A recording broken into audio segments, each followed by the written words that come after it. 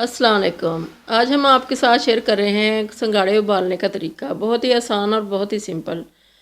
बहुत सारे तरीके हैं मगर ये तरीका हमें सबसे ज़्यादा पसंद है जो आपके साथ आज शेयर करने लगे हैं।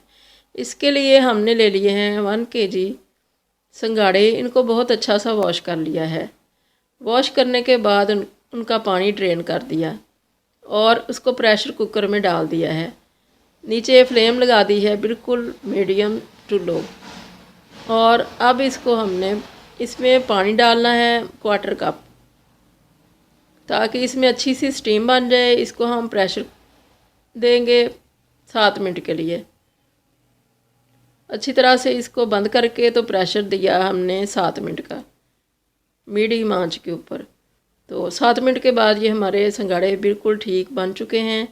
हमने चेक कर लिए हैं और ये बहुत अच्छे से ड्राई हो चुके हैं और बहुत अच्छे से ये बन चुके हैं।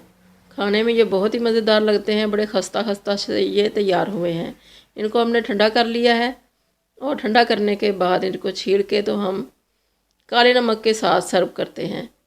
तो ये बहुत अच्छे लगते हैं। काले नमक का और इनका जो कॉम्बिनेशन है वो बहुत ही मज़े का लगता है। तो इनके बहुत सारे बेनिफिट्स हैं। आप भी इस्तेमाल कीजिए और इसी तरीके से बना के देखिए। अल्लाह करे कि आपको बहुत आसानी हो और आपको ये तरीका बहुत पसंद आए। दुआओं में याद रखिएगा। अल्लाह।